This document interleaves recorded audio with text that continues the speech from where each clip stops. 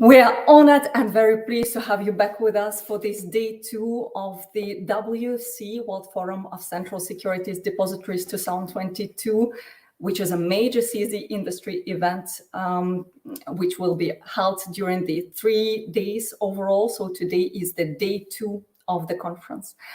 At the core of what we will be discussing today is the technology.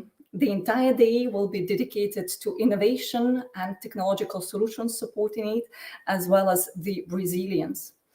We will go deep in understanding further the digital ledger technology and hear about the projects launched by the CSDs and even live examples of companies whose core platform is inspired by a CSD and at the same time is using a distributed ledger.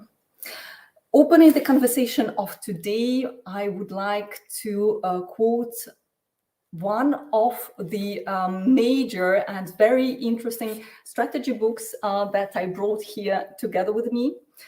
This well-known book is Blue Ocean Strategy by René Maubourg and Chan Kim. Value without innovation tends to focus on value creation on an incremental scale. Something that improves value but is not sufficient to make you stand out in the marketplace. Innovation without value tends to be technology-driven, market pioneering, or futuristic, often shooting beyond what buyers are ready to accept and pay for. Let us now see how CSDs and other stakeholders are combining these two features of a successful company together and able to offer a true value innovation, aligning technology with utility and added value, and the added value that they cannot obviously create otherwise without combining these two fundamental features. Our first panel will explore the use of innovative technologies and showcase projects of great use for CSD automation, optimization, straight-through processing, and problem solving.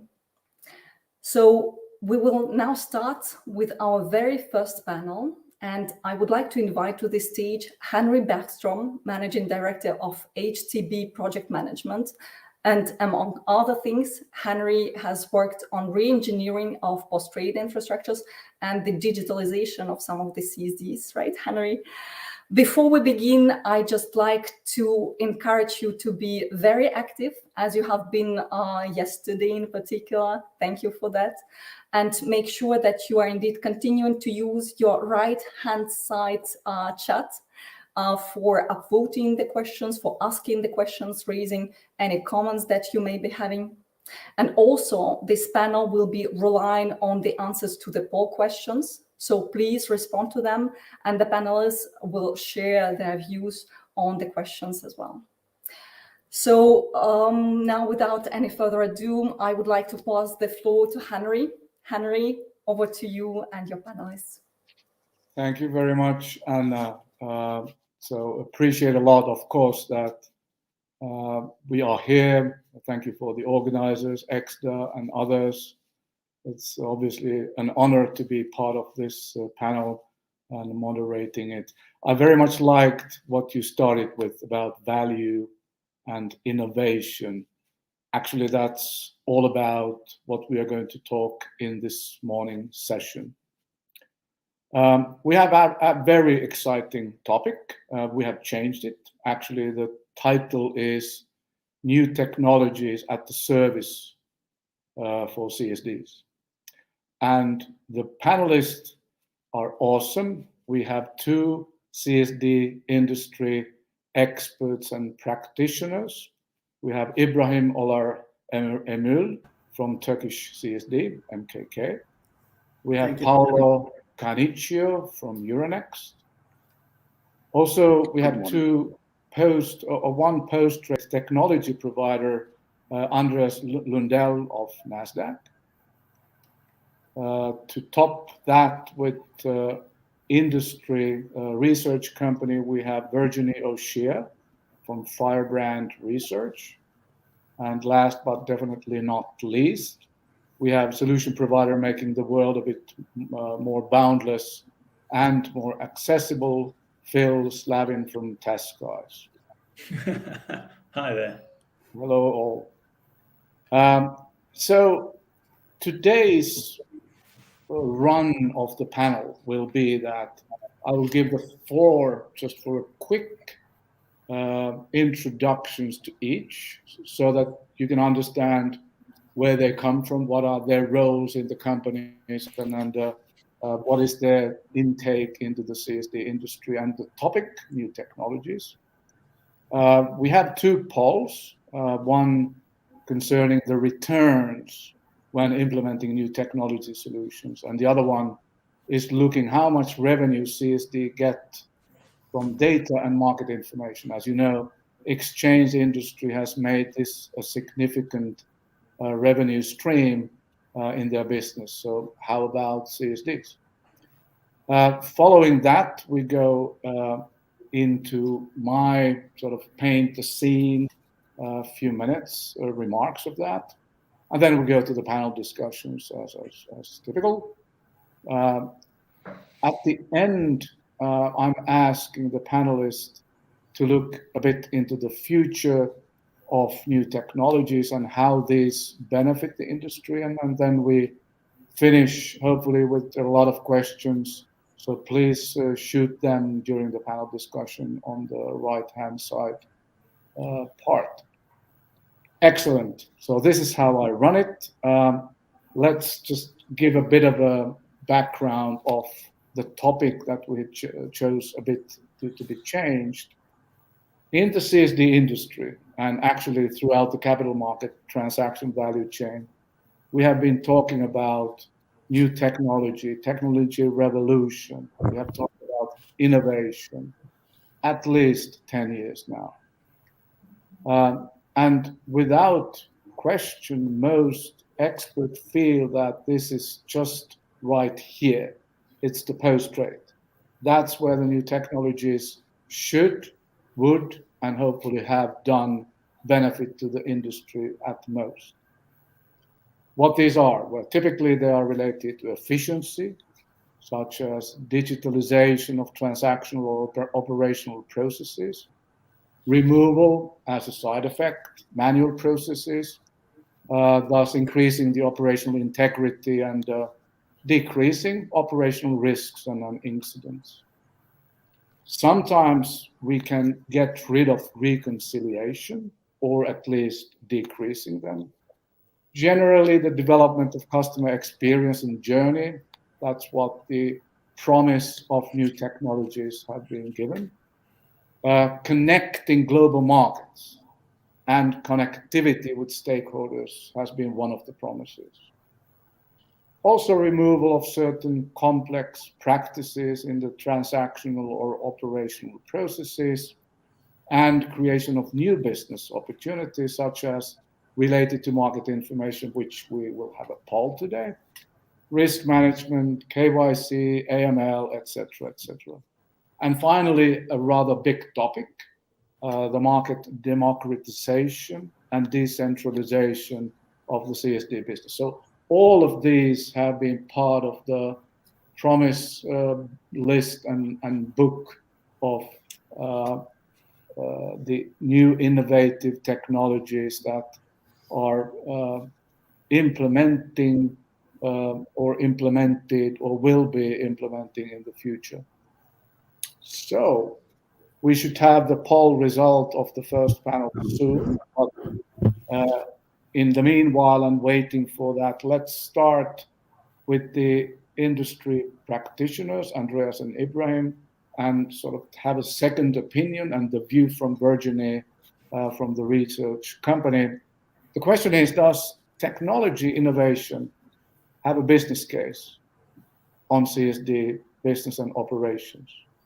And how have these new technologies delivered the promises given? So let's start with Andreas, please. Thank you, Henry, and hi everyone, and thanks for having me on the panel. Highly appreciated.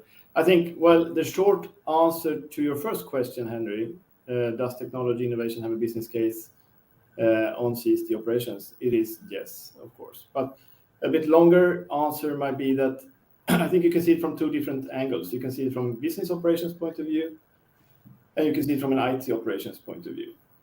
And I think, to give an example, I think, for example, and CSDs have always, over the time, looked into extending the service offering, of course. And I think digital assets and how to extend the business and service offering into digital assets or DLT-based securities is one clear-cut business case for CSDs, for sure. And just to mention, we are currently seeing how we can sort of integrate the traditional part of the CSD, our CSD offering, with our digital asset part. So you can also leverage cross-servicing between the traditional business processes and processes based on smart contracts and DLT technology. When it comes to the IT operations, and I know we will talk about cloud a bit more later on as well. I think in IT operations, cloud is a very good business case for CSDs and how you can sort of run your IT operations more efficiently. But I will come back to that later on in the panel, I guess. So just a follow-up question to you, because you give these promises to your clients. What is your view? Have these new technologies really brought either increased revenues or decreased operational risks and removing the manual processes?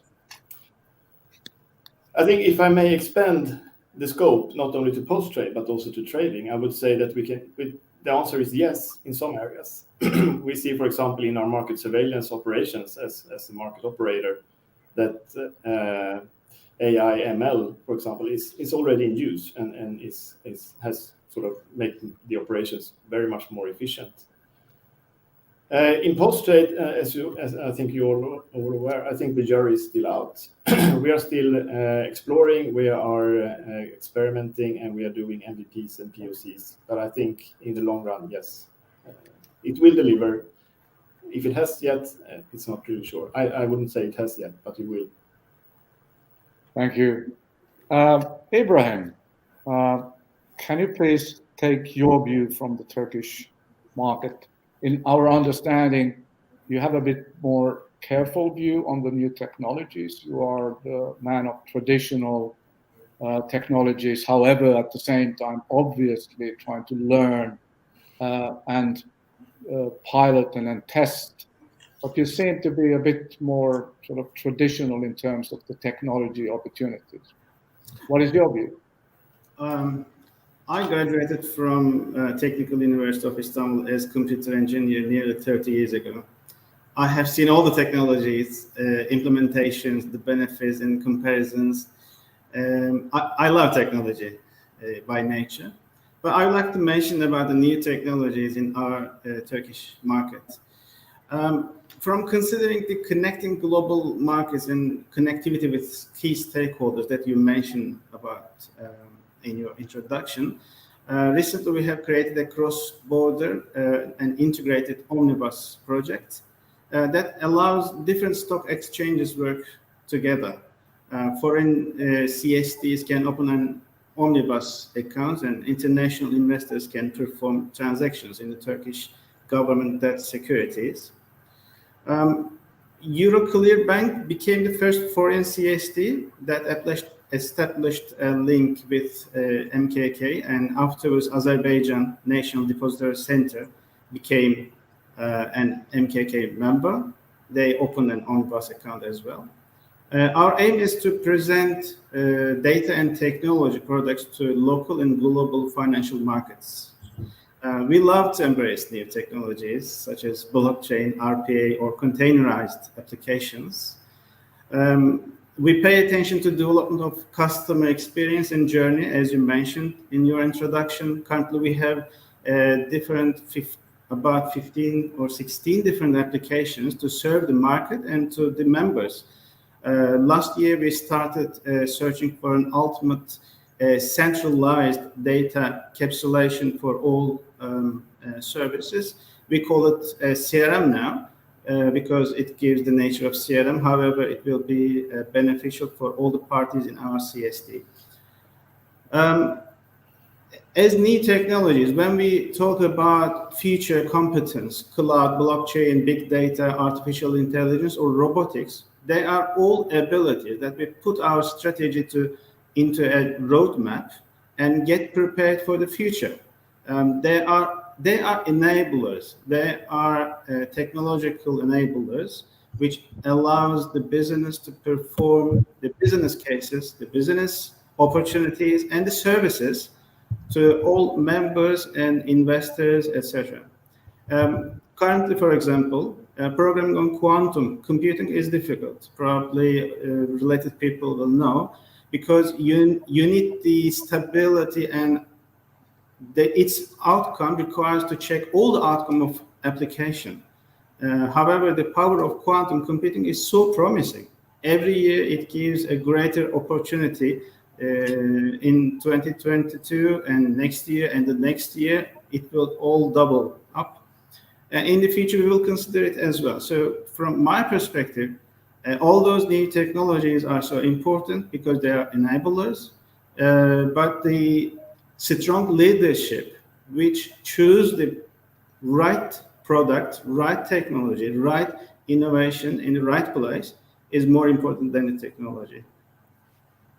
Well, thank you. Thanks, Ibrahim. And then we go to look this from the research perspective. And before I give you the floor, Virginie, we have actually the poll results of the first question.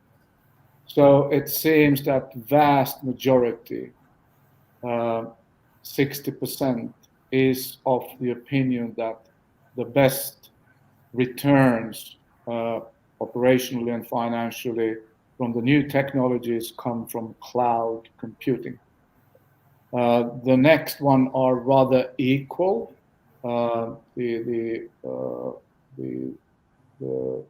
Sorry, I think I'm misreading this, so I'll need to read it again. No, sorry. DLT, blockchain, sorry, yes. Blockchain brings 60%, or 60% of the audience feel that blockchain actually brings the best return. And the actually rather even views come from the audience that it's cloud, AI, or robotics. That's interesting. So it seems that blockchain is the solution for the post-trade and the CSD industry. What it comes to benefit out of that, either financially or operationally. Does the research bring the same results, Virginie? Quite frankly, no. So be relatively controversial on this front. I mean, it depends on what you're looking at. So I think if you want to look at it from the perspective of transformation, innovation, right? We have two buckets. We have core transformation, where we're sort of looking at the core services that CSDs offer, and the replacement, let's say, of some of the aging technologies we have there. And that's one area that we need to really seriously look at. You need to be made of sterner stuff, I think, if you're working on those projects, because they're high risk. They're generally multi-year. They involve a lot of stakeholders. At the other side, you've got sort of the new product development. Now, you've mentioned data. There are other areas that we're seeing a lot of new developments in. So on one side, okay, you can experiment a little more. You can trial new technologies. It's much easier on the new services. You have got less, I guess, resistance factors and detractors. So you can try different things there. And I have seen some interesting projects. Would I say that they are revolutionary yet? No. Would I say everyone judges them to be revolutionary yet? From what I've spoken to people about, not really from the market side, but they're certainly interesting and they show some promise. On the replacement side, I would say we have one very high profile example of a very slow project. I think we're in year 7 now of a replacement there, and it's not been the easiest going project. I'm sure everyone knows what I'm referencing on the DLT side. So I'd say it's a bit of a mixed bag, and generally the reasons why it's so slow is because you are heavily regulated as the plumbing of the industry. No one wants you to fail fast, and that's part of this whole idea of trialing new technologies.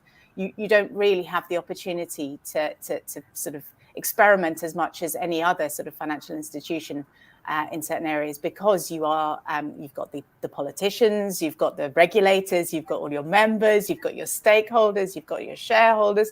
I mean, there's so many different entities that have an interest in what different CSDs are doing, and any market infrastructure for that matter, that it makes it quite tough to work with new names, to work with new technologies.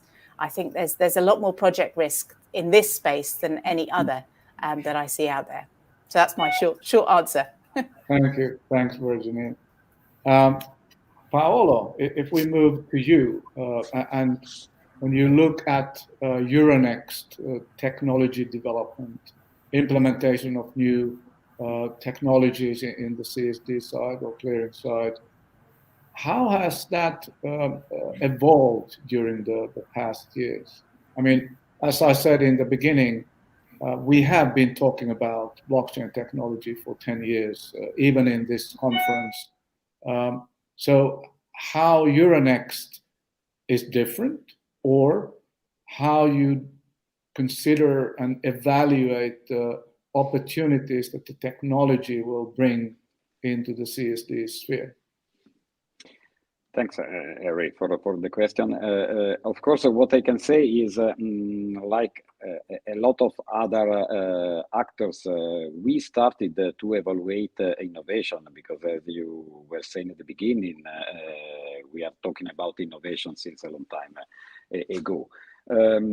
What we identified was how the innovation, so the new technologies, can really support business in doing better what they are currently already doing, or they were currently doing. And we decided to explore potential opportunities working on the data, leveraging in that specific case cloud technology, to allow us to improve our capacity in terms of processing capacity. But we identified data as a potential enabler to improve customer experience, because of course we were already used to work thanks to the data in the interaction with clients. But we started to think about how to better leverage the data to improve the real capability for clients to understand the value behind the data that we were already providing them. And in parallel, it was mentioned before by Ibrahim, also the robotics. And we started to think about how to improve the operational efficiency. Because, of course, playing a systemic role in the financial markets, our duty is just to be resilient. And so to be as much as possible, the most resilient in our delivering of the IT services. And also using the robotics, we saw the opportunity to improve our capacity to not only be more efficient, but also to remove the manual workload that generally can be the root cause of any potential incidents.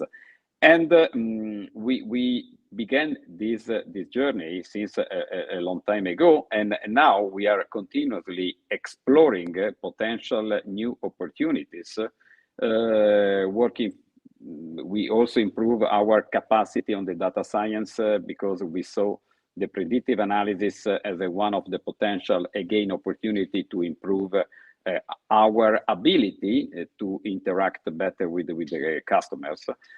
And we are continuing exploring. So it's not something that is true. We started a long time ago. The journey is still in progress. And on a daily basis, we are continuously improving our knowledge, our capacity, but we are also looking for some new alternative options.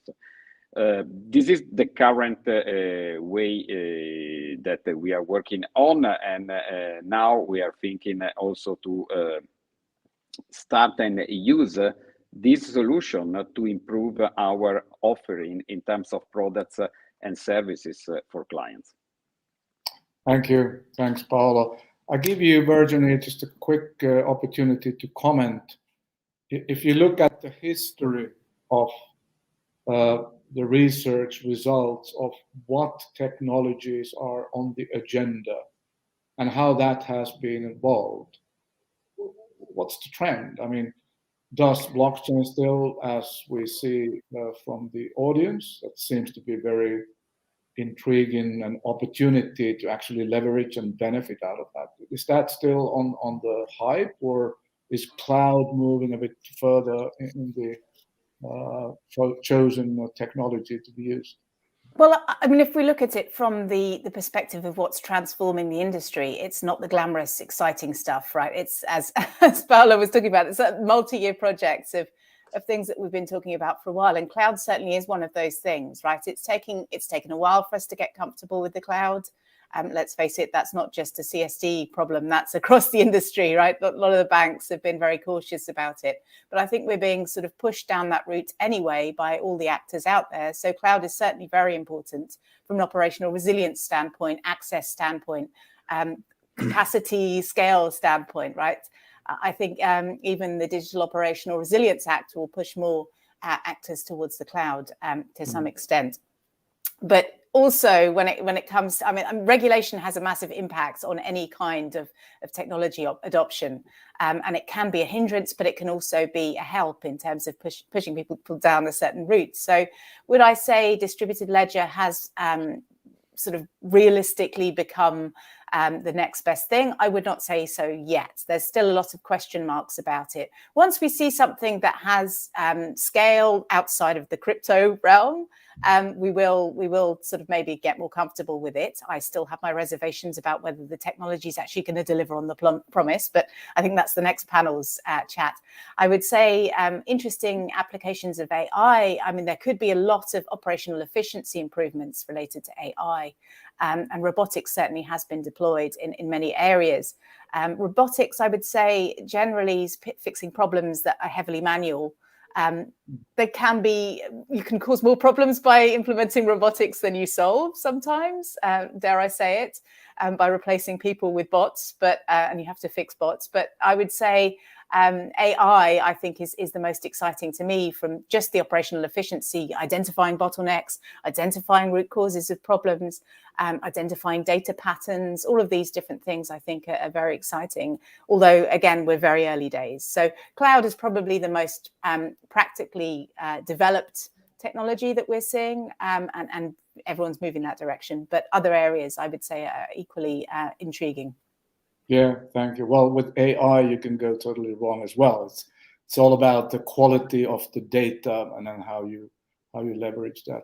Let's move on to discuss sort of from inside the CSD, from a global perspective, boundless enterprises, boundless business processes, interaction between different market players, smaller world.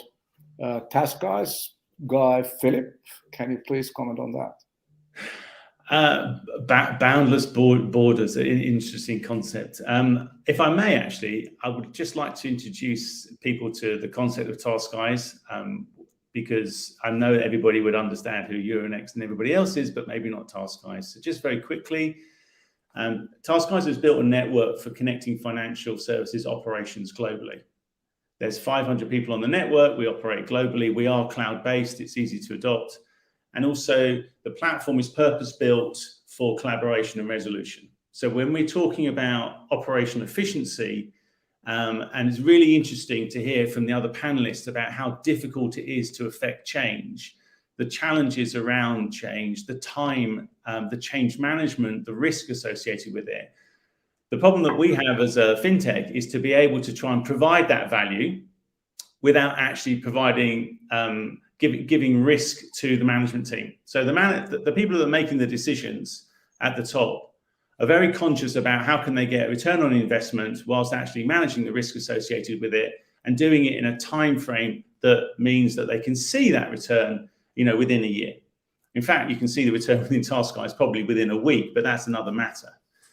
So when you're looking at a CSD, from our perspective and from the customers that we have, what we're noticing is that as part of their digital strategy, they've realized that client service and data are the two areas where they really need to put some focus in. In terms of client service, one of the reasons that TaskGuys was first created was specifically to replace the use of email, phone, and chat in that space. So TaskGuys works there.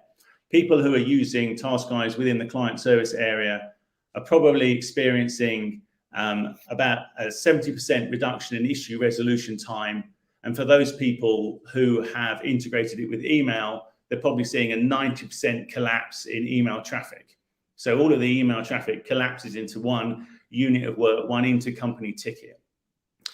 The difficulty we have is that the platform itself, which provides intercompany workflow, needs to be overlaid onto every business use case. And to go back to Anna's original quote from the book, technology has to be valuable. Without the value there's no point having the technology. And I think Virginia was actually saying, and I think a lot of people agree, that distributed ledger is a technology that's looking for a problem, not a problem that's being solved by distributed ledger. And that is, it's a challenge to approach problems that way. The right way is to say, this is our business problem, how can we solve it? And for CSDs, and actually for anybody within the financial services arena, whether they're buy sides, sell sides, custodians, outsourcers, or anything, one of the biggest challenges that they have in the operational side is how to improve the humans in operations. So we're doing these heavy lifting projects around increasing STP, around updating all our legacy applications. But at the same time, in some cases, 60% of the operational spend in operations is all related to humans. So focusing on how you can make those individuals more efficient when you realize that most of their work requires them to reach out into other organizations. Financial services is a very connected industry.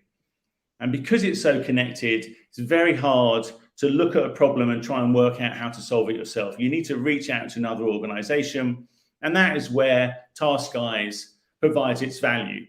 It allows you to navigate the street without having to know the street. And it allows the street to navigate you and for them to use that to allocate work inside of a firm. It's the first time you can actually raise a ticket in one firm and actually allocate it into another firm without knowing who you need to allocate it to. So I think I commend all of the projects that are looking at long-term industry-changing shifts. But there is also value on the innovation front to try and provide an overlay on top of that provides immediate value to the industry today. And I think you have to balance those two things together. If you look at the data side of things, so you move away from intercompany workflow and issue resolution and that sort of thing. If you move to the data side, I think there's another challenge. A lot of people look at the data themselves, identify what part of that data is actionable, whether it's root cause analysis, whether it's anticipating and predicting where fails are going to occur. But the true value of that data is not to hold it in yourself, not to hold it within your own company.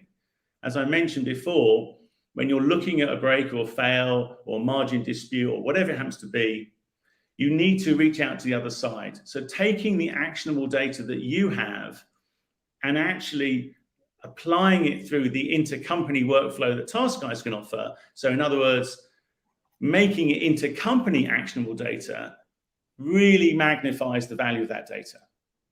And I think that that's a really interesting space to get into, because once you take actionable data, whether you apply AI on top of it and the type of AI that you place on top of it is completely dependent on the amount of data that you have and the knowledge you have as a company. But if you can present it intercompany, then you're actually bringing value to the whole industry. Thank you. Thanks, Phil. What kind of technologies does TaskGuys then use? I mean, we have been talking about the core solution, or not necessarily the only core solution, but the technologies that the CSDs use. And you provide the service for interaction and many reasons for the interactions, whether it's incident management or just business processes. Mm-hmm. Do you use any of the hype technologies that we have been discussing during the panel? No, we don't. It was a conscious decision. I mean, when you go to a large broker, a large custodian, a tier one buy side or piece of market infrastructure or CSD, there's generally a bit of an allergic reaction to fintechs. They like to embrace fintechs, but the process of getting on board, going through procurement is very, very slow. If you were then overlaying brand new technology on that, then the risk would go up even higher. So for us, we use very standard technology. We are cloud-based, we're hosted on Amazon, everything is done in Java. So the technologists who have to kick the tires on Task Guys spend 5 minutes. It does what it says on the tin, it is secure, it passes all the information security requirements that everybody has. I mean, we've passed it 500 times. Everybody who wants to join the network wants to prove that we've satisfied their information security, so that's easy for us. But if we wanted to use new technologies, then I think that would add risk to the process. What we're trying to do is we're bringing the workflow components that we believe is the hidden grease that oils the wheels of operations. We want to bring that workflow to the industry to provide a backbone for everybody to get greater efficiency. So new technologies we leave to our clients, and then we can use that new technology and the new value that they bring and place it on top of the Task Guys platform and present it at an intercompany level. Okay, cool. Thank you. Let's move now over to data and information and how data is stored and how the data and the opportunities behind the data are leveraged. Let's talk about cloud, data lakes, etc. And before we go there, we have the results of the second poll. And the question was, how much of your CSD revenues come from data market information in the next 5 years? What's the increase of the revenues? So it shows that 44% of the respondents say that the increase is 20%, quite significant. Even 50% increase gets 16% of the audience looking to increase the revenue. So data seems to be a very important part of the future revenue streams, and also obviously then how you acquire, how you manage, how you distribute the data. So let's take Andreas from NASDAQ, and you can tell how NASDAQ is prepared to offer data-related services to the CSD industry from the technology perspective. Thank you, Henry.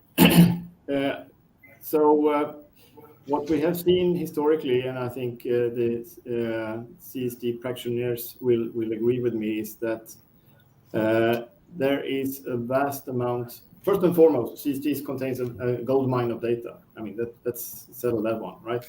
But historically, there's been primarily used for reporting purposes, and maybe that's a consequence of considering CSDs historically more as utilities. However, we see more and more CSDs, and I think the poll also indicates that CSDs are more and more looking into how to commercialize the data. And what we are doing currently, because processing data consumes a lot of compute power. So what we are doing right now is that we are taking the data from this sort of CSD core system and putting the data into what we call NASDAQ Data Platform, a cloud-based solution, in order to secure that we still have high throughput and high performance on the core processing part of the CSD solution. And that is a cloud-based solution with standardized REST APIs because there are a lot of different tools out there in terms of report generation, business intelligence tools, etc. So our main focus is to have a data storage that normalizes the data and make it easy for the CSDs themselves to interconnect, to other third-party solutions. We also have our own sort of report generating solution as well, in order to work with the data, commercialize the data, and distribute it. As I think Phil said, it's don't keep it to yourself, right? It's important to also distribute the data and make it available to the market in general. So we are sort of moving the data from the central part of the core processing into a data storage where the CSDs then can interconnect to whatever different tools they would like to use in order for business intelligence or data analytics, etc. Okay, thanks, Andreas. Taking that into account, let's hear how the CSD industry experts, Ibrahim and Paolo, how do you leverage that information? I suppose customer journeys are also a very important part of innovating new business opportunities, and cloud computing possibly may also be a restriction in some areas. Maybe regulators consider them risky business, at least in some parts of the world that is the case. Ibrahim, how important data and market information is for MKK, and how the technologies offer you the opportunity to create new interesting services for the MKK stakeholders, including the internal stakeholders. Thanks.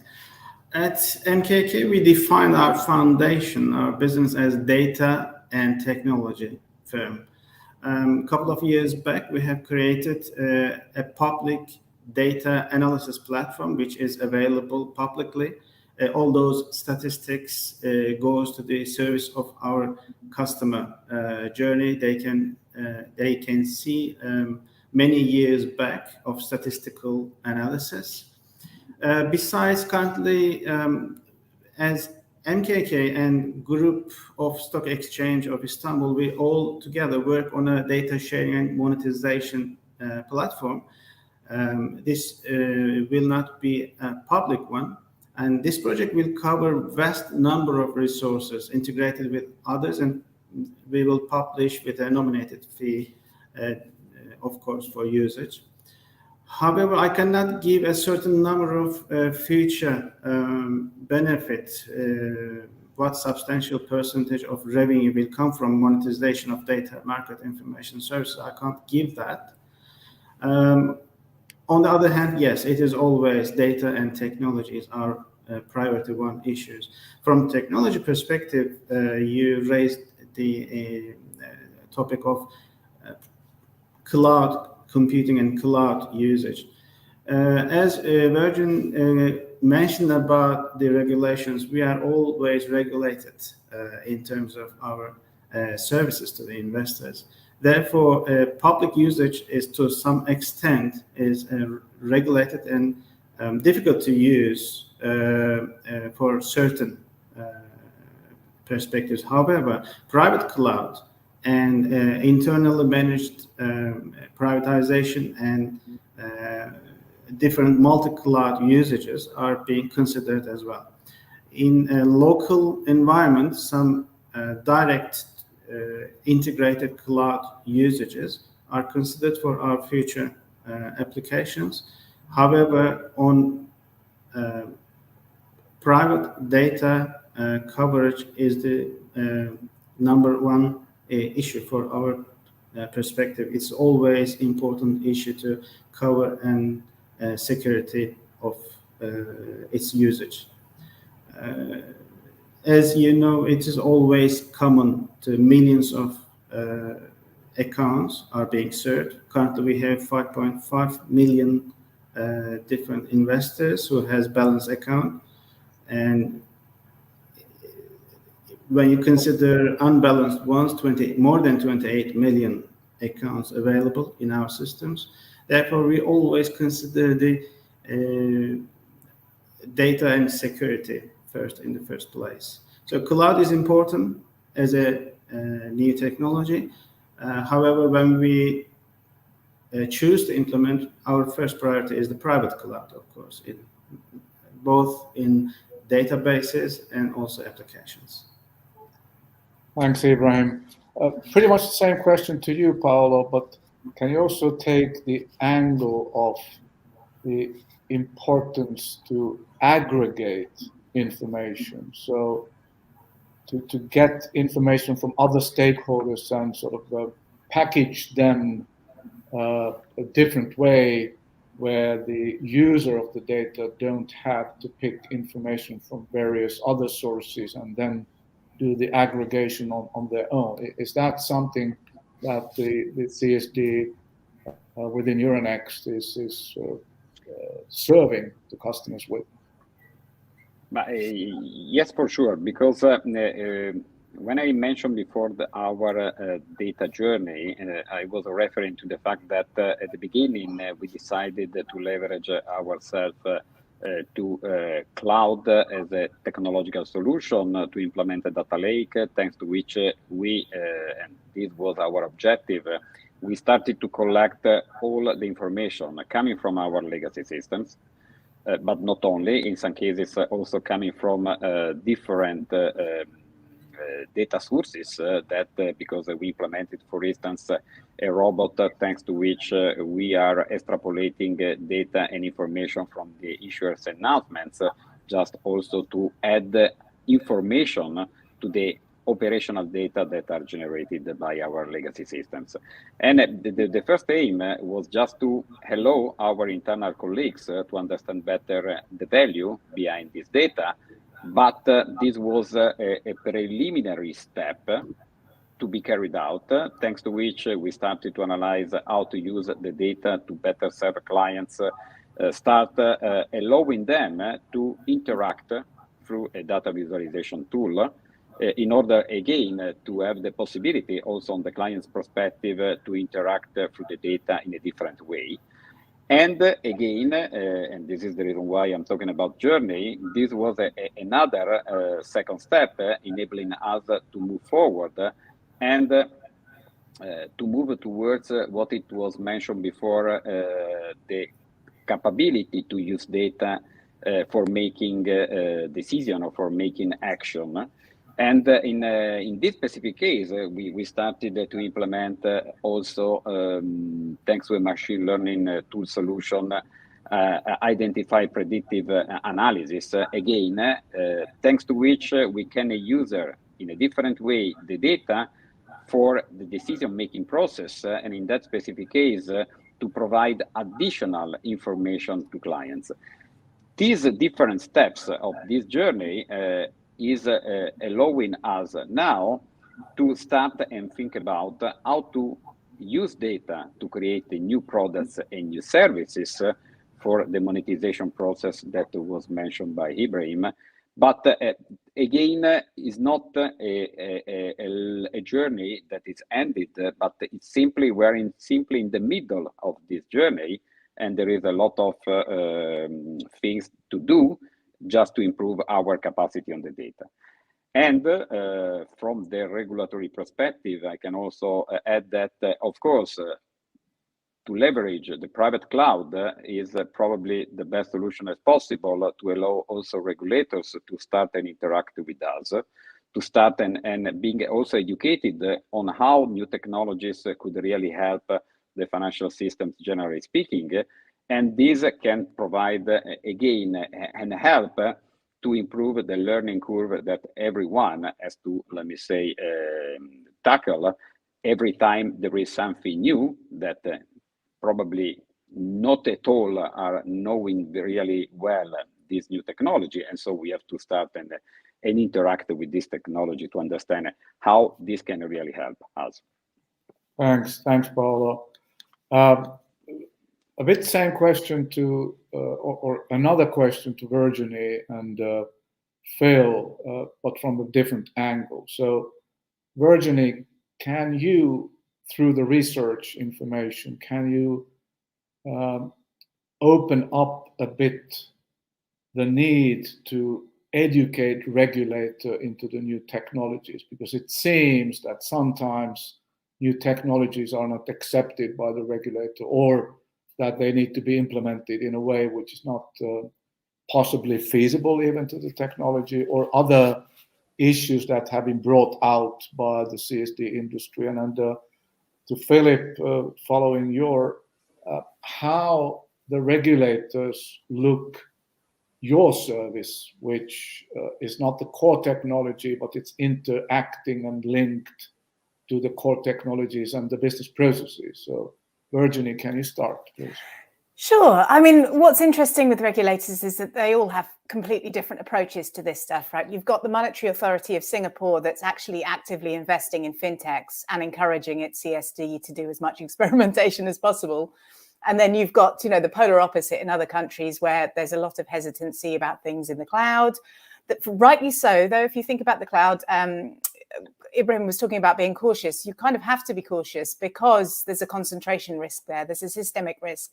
So regulators aren't picking up on this stuff for just politics, which, I mean, there's an element of it, but certainly I think there's a lot of hesitation about, are we embedding systemic risk by moving to a new technology platform? Are you locked into working with a certain provider, for example? So I think there's a lot of education, but there needs to be a lot of open discussion as to where these concerns are coming from. There needs to be much more practical discussion about some of the rules that they come up with and whether they actually work in practice, because often we don't have sensible regulation because we don't have that dialogue enough of the time. We don't get enough time to speak to the regulators, and they are willing to listen, I think, generally, to maybe not lobbying in Europe, but they're certainly willing to listen to practical feedback about how technologies are being deployed, and to try and understand the impact long term on the industry. And I think sometimes we do come to things with, you know, we've got this new technology, what can we do with it?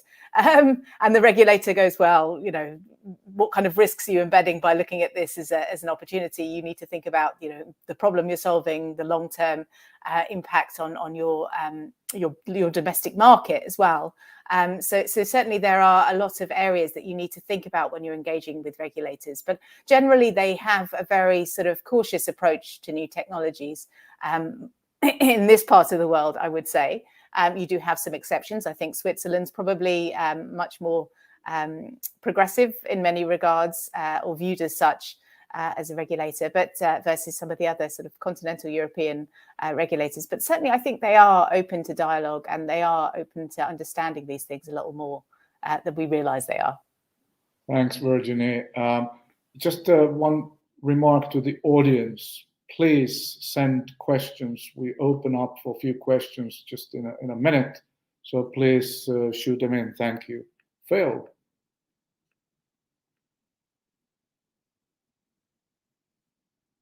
You're on mute, Phil. You're on mute. Sorry about that.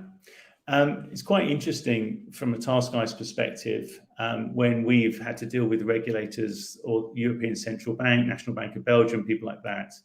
I completely agree with Virginie that there is a huge concern. But actually, what we try to do is we try and solve the problem of our clients. And it's our clients that are trying to solve the problems that the regulators give them. So we're 1 degree away from where the regulators are. In reality, TaskGuys is trying to remove email in operations. Email, we haven't spoken to anybody who believes that email is actually fit for purpose. So from a regulatory perspective, there's quite an easy entry into that, trying to increase the operational efficiency. So if you look at, say, the CSDR regulation, we were very, I'm going to say pleased, because no one should say they were pleased about regulation. But in terms of finding a sweet spot between how TaskGuys can help its customers and what the regulation is trying to do, to be able to improve operational efficiency, settlement efficiency, to manage the process of disputing penalties, has actually been something that have brought clients to TaskGuys. So regulation actually drives clients to TaskGuys, whether it's CSDR or UMR, which has also been very good for TaskGuys, or whether it's a market initiative. So it's not a regulatory initiative, it's a market initiative like T+1. Anything that's looking at improving overall operational efficiency is actually bringing clients to TaskGuys. A lot of people are contacting us to talk through that process. So from a regulator's perspective, it's less about the technology and it's more about the value that TaskGuys is providing to its clients so that they can meet their obligations underneath the regulation. The other part that you have to overlay on top of that is around auditability and control and interoperability. And these things are sort of at the heart of TaskGuys. Everything that we do in TaskGuys or everything that a user does in TaskGuys is audited so that you get a very different view of how you're solving problems. It's almost like a video of the view rather than just the audio. We have data loss control so you can make sure that you satisfy those obligations. We have the right levels of oversight. We have the right sort of dynamic capabilities for making sure that you deal with issues that are more pressing. So I suppose our experience with the regulators is deflected slightly because we're bringing the value to the clients as they deal with their regulators. And that, for us, seems to be the right approach because we aren't trying to interpret the regulation on behalf of our clients. We are trying to provide a solution to our clients' interpretation of the regulation because they are the experts. It's their business. They know how they have to comply to the regulation. We just have to make sure that we can support that in the long run. Thank you. Thanks, Phil. We have, 8 minutes left. There is one question from the audience. I'm just looking. Which stakeholders would be the buyers of the data a CSD has? So who do you sell data to? Let's take Ibrahim and Paolo, the practitioners. Let me shoot first. First of all, data is as the general saying is, data is the new soil. It used to say that data is the new oil, but not oil, but soil. You grow something in it. You find your mirror in it. You find your future in it. As an investor, investing institutions, and all those related members and parties. Therefore, when we say who uses data, whoever creates data can use the data and benefit from it. This is my personal view and what I see from our industry, especially in CSD and stock exchange environment. Everybody pay attention to the data that delivers the outcome for themselves because we live in a data-oriented life. This is my comment. Thanks, Paolo. But the answer, it might be easy because everyone, they can derive benefits from the data that we can deliver them, can be the potential buyers of our data. But again, starting from our clients directly, we can provide them some potential output of a data that has been elaborated. So it's not only a matter of raw data, but it's also a matter of how we can create add value, processing different data to provide a potential outcome of a product. And in that case, this could represent the potential opportunity. But again, also information provider could be the potential buyers of our solutions. The key element that I see is when we are talking about data, we have to carefully identify what is the real value behind this data, because only if you are really able to understand that value, you can understand how you can leverage the information that can be provided buying them or simply trying to extract in them from, in some cases, what it does already exist internally to the systems that each operator currently has. Thanks, Paolo. Andreas, please, you have a comment. Yes, and maybe this is more related to my history in the CSD industry than in my current position. But I think, as Paolo mentioned, you have to see what's the value in the data. And when it comes to sort of corporate action data, instrument reference data, there are other sources out there as well, right? And I know CSDs typically don't act on or distribute unconfirmed corporate action data. We want to make everything, have everything confirmed right before we distribute any data to the market. But I think one golden opportunity for CSDs, and what is unique by CSDs for CSDs, is that they actually sit on the legal record of the shareholders. So I think, and of course, depending on what kind of market model you have, if you have beneficial owner market model or if you have an omnibus market model, you have different opportunities or not. But leveraging and working on issuer as a buyer community of this data and providing shareholder analysis data is one area where I think CSDs could benefit a lot from, if I may say so. Thanks, Andreas. We just have 4 minutes. There are a few questions here. There's a rather sort of open and large question, so thus we need Virginie to respond it from the researcher's perspective. It talks about how the blockchain-related technology improve the CSD business, whether it's operational processes or implementing new services. Is there a general view from the research perspective that what is the blockchain aiming to develop? Is it business processes or the ironing of the processes? Is it related to removing manual processes or interacting with external parties? Or what would that be in your research viewpoint? I mean, I would say a lot of people are implementing DLT for the reasons that they don't want someone else to eat their lunch. If I'm going to be perfectly honest, people feel like they have to implement it because somebody's going to come in and take over and replace the CSD.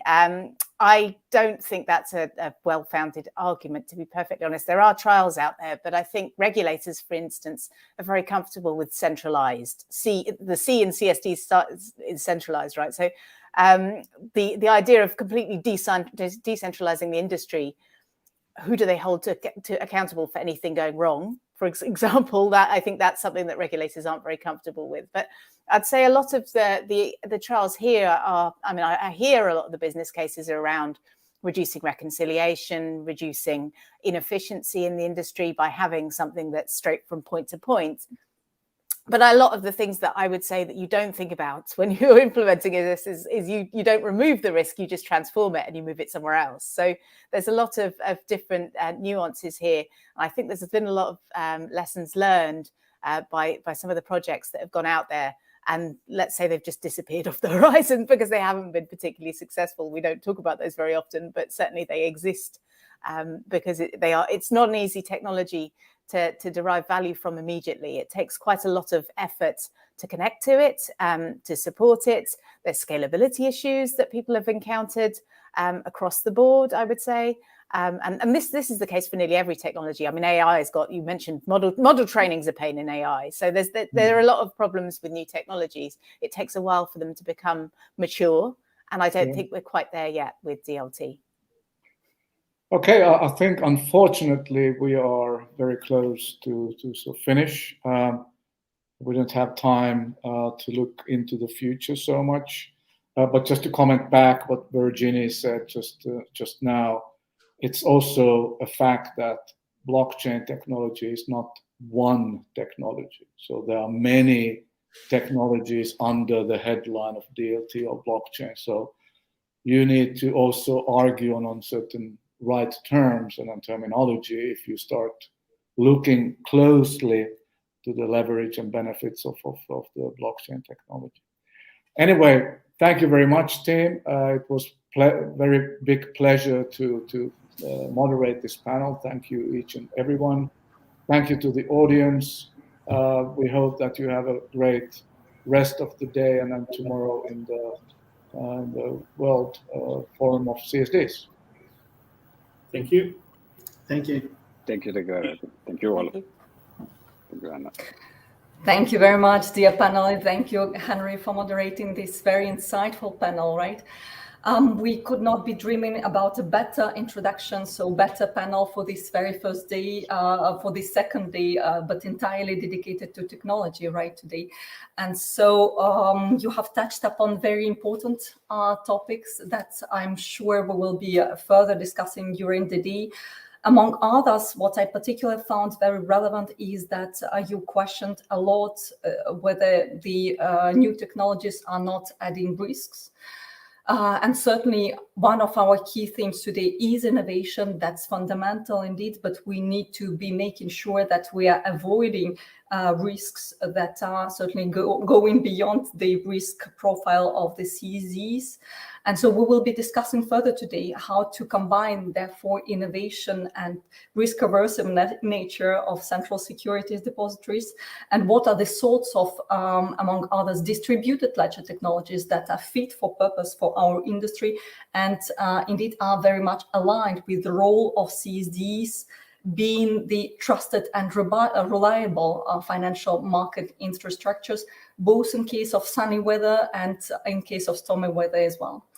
But before we go into further details on understanding what are the technological projects, DLT project that CSDs have been working on, and some of them are indeed have been able already implement some of those in live companies. Let's first take a very short break of 15 minutes, and we'll be back here at 12:30 Central European time. So we have 15 minutes now to grab a coffee, for example, or to have a look at the sponsored booth, or otherwise indeed have a bit of a networking opportunity as well. Thank you. And so we'll see you shortly in 15 minutes, more or less.